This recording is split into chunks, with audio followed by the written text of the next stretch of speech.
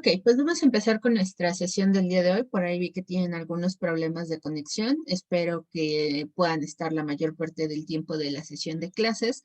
Recuerden que finalmente también parte pues, de la clase es la parte teórica, pero pues no perdernos también de la parte de los ejercicios o actividades que se vayan desarrollando dentro de la sesión de clase. Por cualquier situación, ya puse a grabar la sesión de clase a partir de este momento para que, si tienen alguna duda, si de pronto se desconectan, si de pronto falla su internet o cualquier situación, bueno, la clase quede grabada y ustedes la puedan consultar nuevamente para cualquier duda o pregunta que tengan. Ya se está grabando, entonces recuerden nada más que denme chance, yo las bajo en la noche, ya las voy subiendo y les voy avisando cuando ya estén los links activos para que puedan entrar a checar la clase en YouTube y pues ver si de pronto les faltó alguna parte. Por la extensión de nuestra sesión, pues si es necesario grabarla toda, estaría dividida en tres partes, que son las tres llamadas de clase que quedamos que íbamos a trabajar haciendo una pausa cada 50 minutos. Muy bien, el día de hoy voy a retomar varios conceptos que ustedes ya vieron, porque además ya llevaron la materia de presupuestos, pero además de que ya la vieron en la materia de presupuestos, cuando nosotros llevamos la materia de construcción, también vimos varios de estos conceptos. Lo que quiero es hacer como un resumen breve para no tardarnos tanto, sin embargo, pues es una unidad que tenemos que cubrir y darle prioridad a los temas de ejercicios y practicar, pues por ahí algunas situaciones que tienen que ver más con la elaboración de un presupuesto. Muy bien, entonces tenemos el día de hoy la unidad 1, que es Introducción al Proceso Constructivo. Si ustedes se acuerdan de la clase de construcción de estructuras, ya habíamos definido lo que era un proceso. Y un proceso básicamente son los pasos para ejecutar una determinada actividad, más o menos como seguir una receta. Ahora, ¿por qué no digo receta como si hablara de hacer un pastel o algo similar?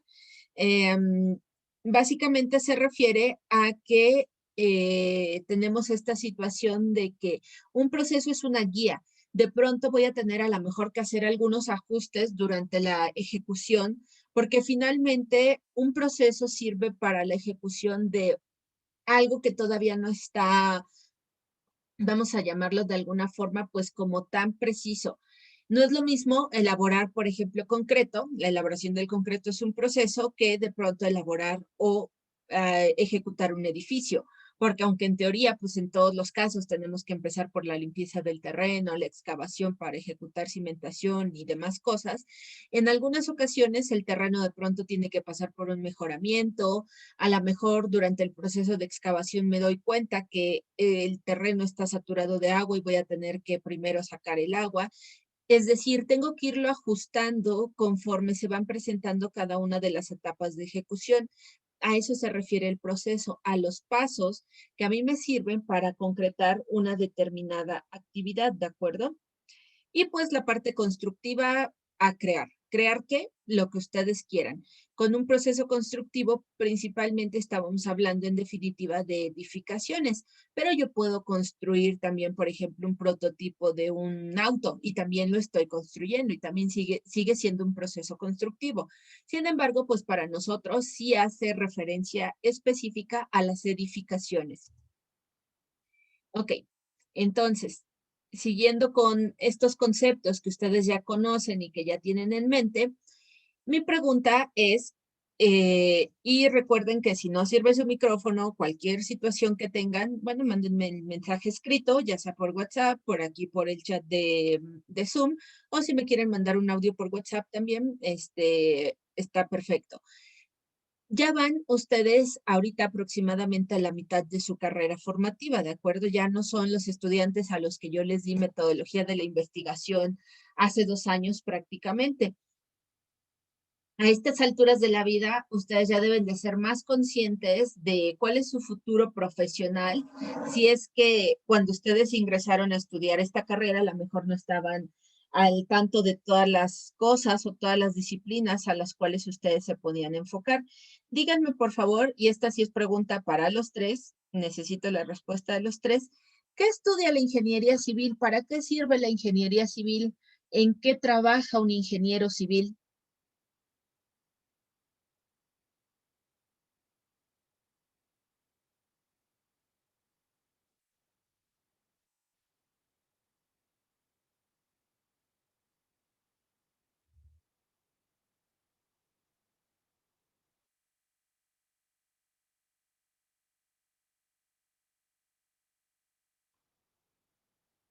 Los estoy escuchando.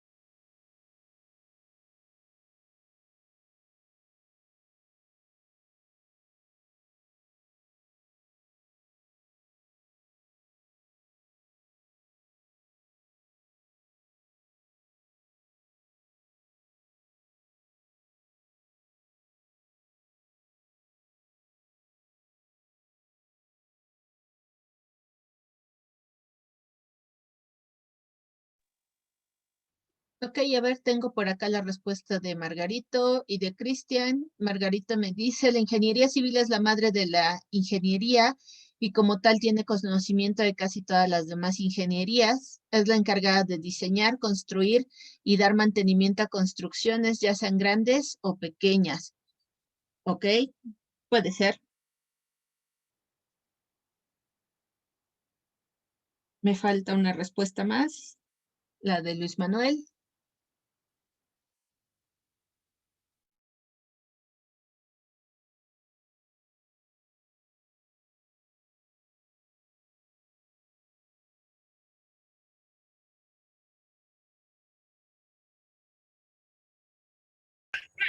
Yo creo que también entraría la parte de innovar, ¿no, Arti? De que, bueno, de innovar nuevas maneras de construcción para facilitar así, pongamos, no enfrascarnos en un solo, en una manera de llegar a un punto.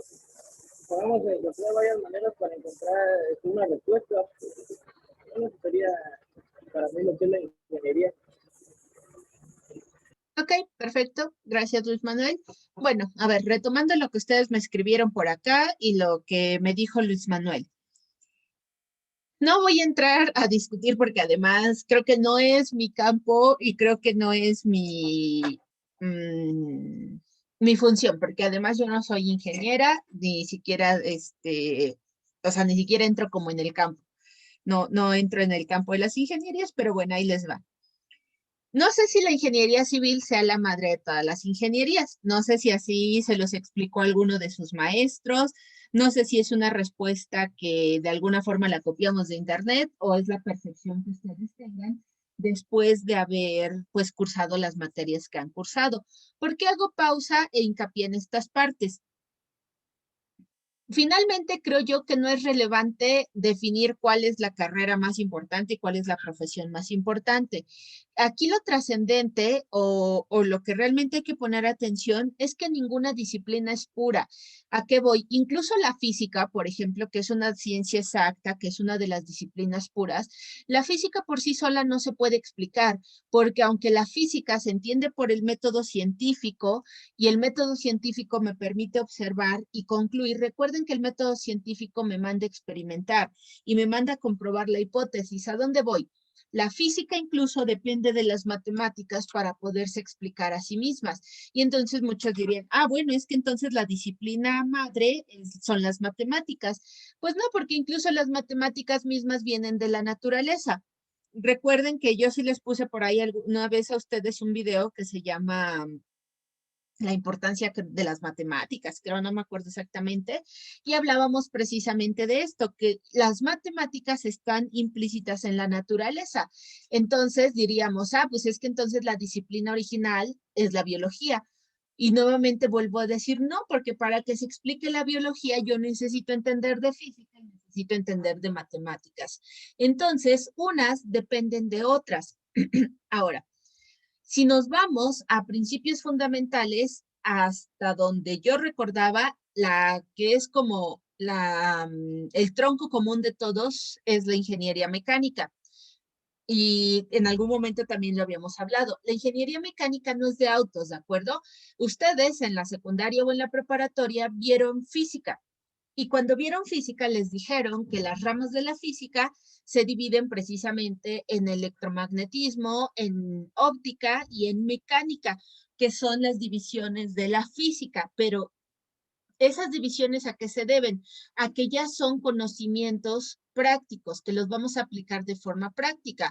Electromagnetismo, pues es todo lo que tiene que ver hoy en día con las computadoras, la energía, la transmisión de ondas por radio, la transmisión de información por Wi-Fi, por satélite y demás situaciones. Todo lo que tiene que ver con óptica, pues finalmente son las cámaras, los telescopios, los microscopios, una cámara endoscópica que hoy en día se utiliza para hacer operaciones y además los principios de la óptica se aplican a la acústica. Y bueno, finalmente la mecánica que tiene que ver con la construcción de estructuras, tanto estáticas como dinámicas. Ustedes ya llevaron estática y seguramente llevarán un poquito de dinámica, si no me equivoco, cuando empiecen a llevar sus materias de estructuras. Muy bien. De la mecánica se derivan esto lo debieron de haber visto en estática, cuando les empezaron a dar la introducción estática. Bueno, pues de la mecánica se va a derivar la hidráulica, precisamente, la resistencia de materiales y la... ay, ¿cuál me falta ahí? Me falta una. Se me fue cuál es la otra que me queda ahí. Bueno, ahí, donde la que se me fue justamente es de donde se deriva la dinámica y la estática, que es de donde surge la ingeniería civil, ¿de acuerdo? Ok, ¿por qué les pregunto esto? ¿Qué tiene que ver esto con nuestra clase? Muy bien, la ingeniería civil contrario a lo que muchos creen, contrario a lo que muchos creen además, y sinceramente también los ingenieros civiles pues han ayudado a que su carrera quede entendida solamente de esa forma. Hoy en día los ingenieros civiles son llamados despectivamente. ¿Por qué despectivamente? Porque lo hacen en son de burla, ¿de acuerdo? Y lo hacen en son de burla porque hoy en día es como a lo único a lo que se dedican, pero realmente un ingeniero civil debería de poder hacer muchísimas más cosas. ¿Cómo les dicen a los ingenieros civiles? Les dicen trazacaminos. Que un ingeniero civil para lo único para lo que sirve es para hacer carreteras y se acabó. Y sí, un ingeniero civil, en definitiva, hace caminos, hace carreteras y traza caminos, pero no es la única disciplina en la que un ingeniero civil se puede desempeñar. Ahora sí, si yo me voy a ver un poquito de lo que hace la ingeniería civil, me dice que la ingeniería civil emplea conocimientos de mecánica, de hidráulica y de física. ¿Para qué? Para encargarse de la construcción y mantenimiento de las infraestructuras. No dice construcciones y no dice edificaciones, ¿de acuerdo? Dice infraestructuras. ¿Qué es una infraestructura? ¿Una vía férrea es infraestructura? Sí. ¿Un aeropuerto es infraestructura? También. ¿Una red de gas natural? Por supuesto. ¿Una red de alta tensión, como las torres que luego vemos a las orillas de las carreteras? También. ¿Una plataforma petrolera en medio del océano? Por supuesto que es infraestructura. Y todas esas estructuras, absolutamente todas, las debería de poder diseñar y construir un ingeniero civil. Ahora, generalmente cuando utilizamos la palabra diseño, desafortunadamente la gran mayoría de las personas asocia diseño a bonito, como decir, ah, Diseño, sí, diseño de modas, diseño de zapatos, diseño gráfico, diseño textil, y la gran mayoría se va por la parte del diseño con algo estético, con algo que es meramente apreciativo desde la vista, y no es así. El diseño es la creación analítica a través de un proceso de un objeto o un procedimiento, aquí ya aclaré dos cosas, que me van a ayudar a solucionar un problema. Si para solucionar mi problema yo necesito, por ejemplo, implementar un protocolo de seguridad de evacuación, eso es diseñar, estoy diseñando un procedimiento, pero si para solucionar mi problema yo necesito instalar una alarma antisismos, también estoy diseñando que una red precisamente de equipos que me van a ayudar a alertar en caso de que haya sismos. Entonces, el diseño es un proceso analítico, no es un proceso estético. ¿Ok? Este proceso analítico o este proceso que tiene que ver con considerar todas las opciones, utilizando todos mis recursos de conocimiento, es hacia donde se mueve la ingeniería civil. Entonces, un ingeniero civil, pues prácticamente debería de estar involucrado con toda la obra pública, absolutamente toda la obra pública, desde la ejecución de edificios de cualquier tipo, llámese un hospital, una escuela, un centro de policías, de bomberos, pues no tengo idea, un aeropuerto, incluso así como ahorita el que tenemos en construcción en nuestro país, el aeropuerto de la Ciudad de México. Pero ¿qué sí es importante entender de los ingenieros civiles? Coordinan, ¿de acuerdo? Se van a enfocar a la parte de la logística, porque una cosa es cierta, un ingeniero civil no es tan vistoso como el trabajo de un arquitecto, porque al final lo que luce es la estructura última, lo que apreciamos con la vista. Y esa generalmente sí es definida por un arquitecto. Sin embargo, el trabajo del ingeniero civil es sumamente fundamental porque sin lo que va por debajo, desde instalaciones, estructura, mecánica de suelos, estudios de geología, topografías y demás situaciones, esa edificación, por más bonita que esté, no podría existir en un mundo real si no se tuviera todo lo demás para sustentarla. Entonces, sinceramente, es un espacio fundamental para la arquitectura, pero de alguna forma sí va suplementada a la arquitectura. ¿Por qué? Porque la arquitectura al final es lo visual, es con lo que el usuario tiene contacto. Y no con eso estoy diciendo que la arquitectura sea más importante, sino que dependen una de la otra. Una no puede existir sin la otra. Me dice entonces lo siguiente, la ingeniería civil es la más antigua de las ingenierías militares. ¿Por qué? La ingeniería militar surge precisamente de la necesidad de construir infraestructura, sobre todo para protegerse. Ustedes, bueno, tuvieron ya su clase de dibujo básico. Tuve por ahí la oportunidad de trabajar con Luis Manuel en la materia de dibujo también. Y cuando yo le di clases de dibujo a Luis Manuel, retomamos algunas de las diferentes formas de proyectar un edificio y dentro de esas diferentes formas de proyectar un edificio, nosotros nos encontrábamos con la perspectiva caballera y la perspectiva militar. Y entonces yo le contaba a Luis Manuel que el surgimiento de la geometría descriptiva, que al final es lo que nosotros utilizamos para el dibujo, ya sea computarizado con instrumentos, surge precisamente de estas dos concepciones. La perspectiva caballera y la perspectiva militar surgen por una necesidad militar, justamente cuando los feudos querían invadirse unos pueblos con otros, tenían que estudiar a la fortificación más fuerte que tuviera la otra ciudad que iban a atacar. ¿Para qué? Para saber cómo se iban a defender. Y ustedes, mejor que yo, que además juegan videojuegos, no me dejarán mentir que en estos videojuegos que son tipo shooter, donde disparas, es muy común que tú estés en primera persona, como si fueras el tirador, y en algún lugar de la pantalla ya sea en grande o en pequeño, les va apareciendo un mapita, ya sea del interior del edificio o del terreno donde ustedes se estén desplazando. Eso que ustedes ven en chiquitito, ese mapita donde se ve cómo se van moviendo, eso es una perspectiva caballera, o puede ser incluso una perspectiva militar dependiendo de cómo esté proyectada. Entonces, ¿la ingeniería civil es una ingeniería militar? Sí, sí es una ingeniería militar porque surge de la necesidad, una de dos, o de invadir otro pueblo o de protegerse de la invasión de otro pueblo. Las primeras construcciones, las primerísimas, es decir, la primera casa que se construyó, no una cueva, la primera estructura que el hombre en algún momento construyó, la hizo para protegerse. ¿Para protegerse de qué? En definitiva, no de la inclemencia del tiempo, porque la inclemencia del tiempo bastaba con que se pusieran debajo de un árbol o con que se metieran a una cueva. Pero cuando comenzaron a desplazarse por la necesidad de alimento, pues no se podían llevar su cueva y no siempre se podían encontrar un árbol debajo del cual resguardarse. Necesitaban una construcción que les permitiera protegerse en qué momento, en la noche, cuando ellos necesitaban dormir y descansar. Y en ese momento de dormir y descansar, ¿de quién me quería proteger?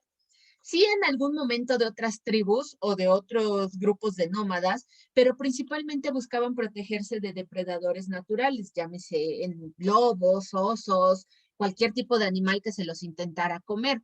Entonces necesitaban estructuras de defensa que los pudieran, si no proteger, al menos alertar de que se estaban acercando depredadores. Cuando surgen estas estructuras, conforme van evolucionando, sí después comienzan a sufrir ataques pues de otros clanes o de otras tribus que de pronto se querían quedar con su alimento o de pronto se querían aparear con las otras mujeres y demás situaciones. Entonces, la construcción de estructuras que los protegieran se va haciendo cada vez más compleja. Empiezo a ser fuertes, a construir bardas que rodeen donde esté mi casa. Aparte de mi casa, acuérdense que en las construcciones antiguas le ponían hasta cocodrilos, rascaban alrededor y llenaban de agua. ¿Para qué? Para que no se pudieran acercar hasta la estructura. ¿Y para qué la llenaban de agua? Ah, pues porque antes las primeras estructuras de defensa fueron de madera, entonces era muy común que intentaran incendiarlas. Si tú tenías agua alrededor, pues era fácil de alguna forma comenzar a sofocar los fuegos. La ingeniería civil, entonces, sí deriva de la ingeniería militar. Y la ingeniería militar, poco a poco, se va dividiendo. Poco a poco, conforme el ser humano va evolucionando y las ciudades van evolucionando, se van dando cuenta que no en todo momento necesitas estarte protegiendo. De pronto el ser humano entró en periodos de paz, así como de, bueno, ya vamos a hacer alianzas y mejor te pago un tributo o mejor me pagas impuestos y ya dejamos de estarnos peleando y se acabó. Y entonces, ¿qué pasa en esos momentos de paz? Ah, bueno, pues es que entonces a lo mejor en lugar de construir ahora una barda o un muro que me proteja, una muralla que rodee mi ciudad, me conviene más construir una acueducto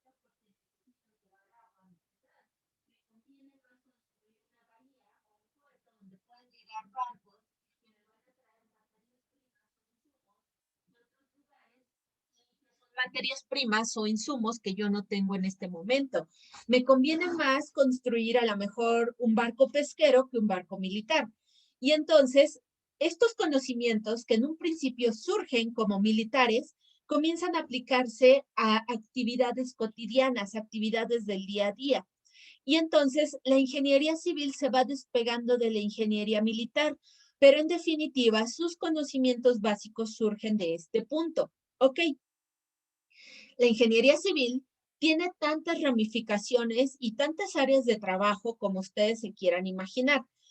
La ingeniería civil, por ejemplo, se puede ir hacia la ingeniería ambiental, la sanitaria, la geotecnia, la geofísica, la geodesia, la ingeniería estructural, la ingeniería del transporte, ciencias de la tierra, el urbanismo, el ordenamiento del territorio, la ingeniería hidráulica, ciencias de los materiales, todo lo que tenga que ver con la ingeniería de construcción. Aquí justamente quiero hacer una pausa en la ingeniería geodésica.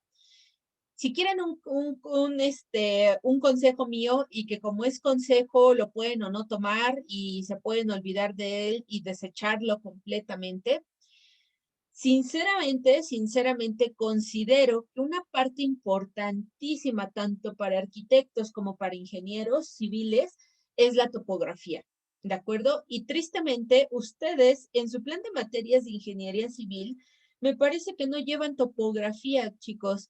Me parece una decisión muy desafortunada de la universidad en este sentido. No lo hago tanto por el afán de desacreditar a la universidad, créanme que no, si no, no estaría trabajando con ellos. Pero sí les recomiendo, sí les aconsejo que si ustedes pueden en un futuro o ahorita que ya empiecen con sus prácticas profesionales, yo sé que ahorita el mundo sigue siendo caótico, pero en cuanto la vida se normalice, si se pudieran tomar un curso o si pudieran entrar a hacer prácticas profesionales con un topógrafo o con una persona que se dedica a hacer levantamientos topográficos, créanme que les ayudaría muchísimo, porque la topografía sí es fundamental para la ejecución de proyectos, tanto desde el aspecto arquitectónico como para la ingeniería. Por eso me parece muy extraño que no les pongan topografía a ustedes. De hecho, los ingenieros civiles llevan como 3 topografías hasta donde yo sabía. Nosotros como arquitectos nada más llevamos una o dos a lo mucho. Y es importante porque van a necesitar esos conocimientos, por ejemplo, para cuando lleven hidráulica o para cuando lleven diseño de canales, precisamente todo este tema que tenga que ver con las redes de distribución de agua. Es importante porque hay que tomar en cuenta pendientes, rasantes, subrasantes, hay que saber los flujos y los arrastres. Y pues eso sí se entiende desde la topografía. Para que ustedes sepan, por ejemplo, creo que ya la llevaron o la van a llevar ahorita, la materia de hidráulica o de canales hidráulicos, no recuerdo exactamente cómo se llama su materia. Cuando ustedes plantean un canal con pendiente para aprovechar la misma gravedad y que esa misma gravedad pues traslade el agua, si yo pongo una pendiente demasiado pronunciada, en definitiva, el agua se va a mover rapidísimo. El problema de que se mueva rapidísimo es que va a alcanzar presiones al interior de los canales o de las tuberías muy altas. El problema de que alcance presiones tan altas es que estas presiones, cuando lleguen a los puntales o a las salidas, van a estar desgastando las piezas, van a estar botando ay, se me fue el nombre de las piezas que cierran. Bueno, vamos a hablar en el punto de la llave y la conexión. Se me fue ahorita cómo se llama esa pieza, pero bueno, en ese punto, uno, ahí van a estar teniendo problemas de goteras y fugas. Dos, el material de las tuberías y de los canales se desgasta porque la velocidad a la que se mueve el agua al interior de estas tuberías o canales es demasiado alta que va a ocasionar erosión. Entonces, incluso yo debo de controlar las pendientes para controlar justamente la velocidad del flujo al interior del canal. Para poder modificar y manipular las pendientes, pues depende mucho de la topografía del terreno. Entonces, mi consejo sí es este. Si ustedes pueden pagarse un curso de topografía, créanme, lo van a necesitar y les va a servir mucho. Si no pueden pagarse un curso de topografía, yo les recomiendo que cuando empiecen a hacer prácticas profesionales, pues sí busquen un área donde puedan aprender esta parte, al menos porque la van a estar necesitando por el resto de su carrera profesional. Eh, entonces, continúo yo con esta parte, la última parte de la ingeniería civil. Hoy en día, la gran mayoría de los ingenieros civiles, la gran mayoría, no todos, la gran mayoría, pues se enfoca por el sector público. ¿Por qué? Porque las obras civiles más importantes en los países, pues generalmente se realizan para el sector público. Aeropuertos, carreteras, trenes, tendidos de gas natural, tendidos de oleoductos, tendidos de redes de alta tensión, baja tensión, media tensión.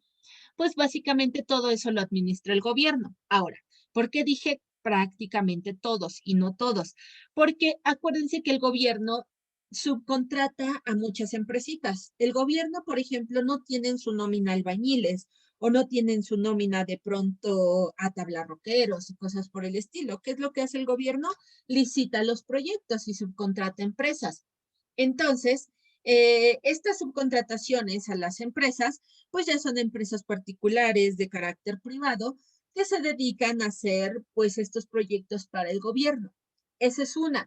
En algunas áreas, recuerden que con la reforma energética, que ahorita pues el presidente Andrés Manuel López Obrador está tratando de modificar nuevamente, pero al menos a como existe el día de hoy con la reforma que hizo Enrique Peña Nieto, hay algunas áreas donde las empresas privadas ya pueden entrar y hacer extracción, por ejemplo, de petróleo, de gas, generar energía eléctrica a través de energías renovables y demás situaciones. Obviamente, todo eso requiere de infraestructura y pues esas empresas privadas necesitan de qué? De ingenieros civiles. Entonces, sí, los ingenieros civiles se pueden ir tanto por el área de la parte pública como del área privada, aunque la gran mayoría sí se va a desempeñar en la obra pública, que son los proyectos pues, más grandes y de mayor relevancia. Ok, ¿los ingenieros civiles hacen casas? Les podría decir que sí y que no. La gran mayoría yo les diría, estudiaste una carrera de 5 años, bueno, 4 años creo que hacen ustedes con todo y su proceso de titulación para terminar haciendo casas, estudia otra cosa. O sea, la verdad, no creo que sea algo redituable para un ingeniero civil, sinceramente no lo creo. Eh, pero, pues sí, también, ¿por qué? Porque al final un ingeniero civil también aprende toda la fase constructiva y metodológica de la ejecución de una obra. Entonces, pues da lo mismo que sepas hacer un edificio de 20 pisos que una casa. Al final el proceso va a ser casi el mismo, casi de acuerdo con sus propios detalles y complejidad cada proyecto. Entonces, nuevamente, hay ingenieros civiles que hacen obra pequeña, llamémosle casas, localitos y demás. Sí, por supuesto, porque se pueden dedicar a ser contratistas y pues básicamente hacer como todo lo que sea mantenimiento y arreglos de pequeñas edificaciones y demás. Aunque el mantenimiento es un área muy competitiva, mucho, porque no solamente le entran los ingenieros civiles al mantenimiento, por si no lo sabían. En el mantenimiento ustedes van a tener que competir contra ingenieros mecánicos y contra ingenieros industriales. Creo que hoy en día también existe algo que se llama logística y van por el mismo camino, porque al final el mantenimiento es un proceso. Entonces, una vez que te aprendes el proceso, pues lo repites 20 veces. El área de mayor oportunidad para un ingeniero civil es, como lo decía Luis Manuel antes de que se desconectara, es justamente esta parte de la innovación y la creación, donde un ingeniero tenga que estar poniendo a prueba pues todos los días su propuesta creativa, no tanto por inventar algo nuevo, no, sino por dar solución a los problemas que van surgiendo durante la etapa de la construcción. Ahora sí, ¿qué tiene que ver todo esto con su materia de presupuestos? Bueno, pues una parte muy importante, en definitiva, para que un proyecto sea exitoso, es el presupuesto.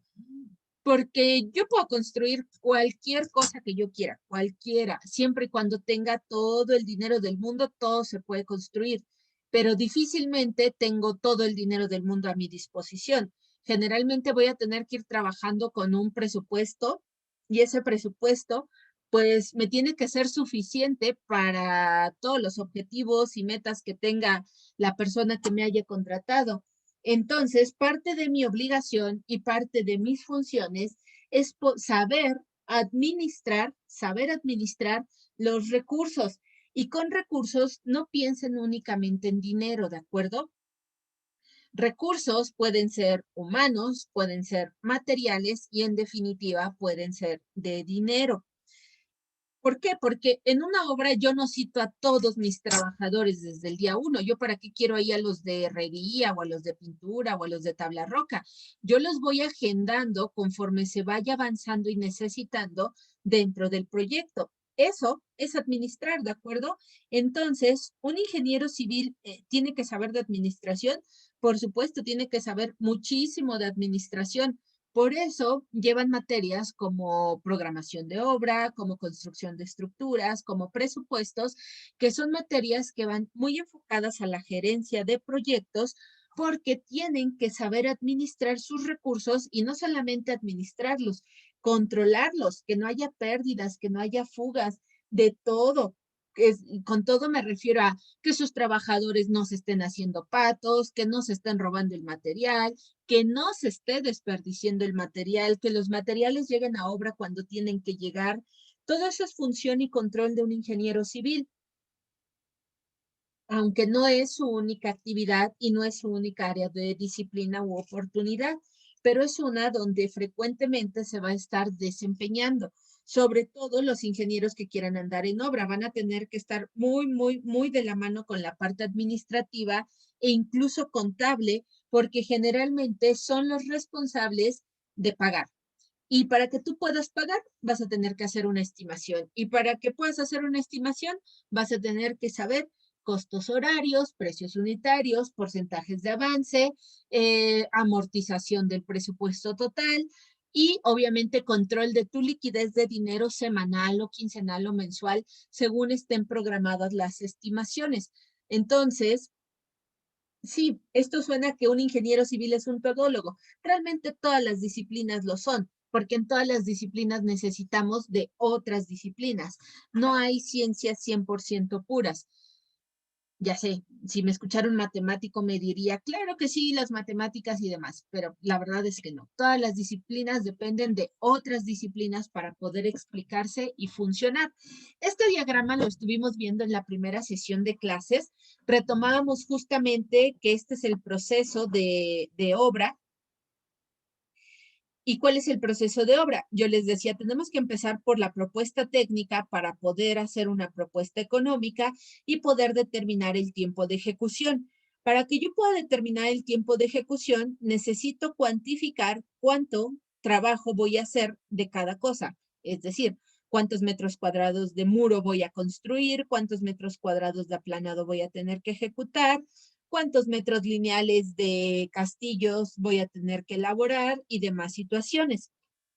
Esto me va a ayudar a poder hacer un análisis de costos a través de las especificaciones de cada elemento estructural que haya dentro de mi edificación. Para que yo pueda hacer mi análisis de costos, dependo de conocer los materiales que se van a utilizar, la mano de obra que yo voy a utilizar, y hablábamos hace una sesión de clases de que no es lo mismo, por ejemplo, excavar las cimentaciones con mano de obra de un albañil y le da su pala a utilizar una retroexcavadora. Entonces, dependiendo de cómo lo vaya a ejecutar aquí en la mano de obra, pues el equipo va a variar.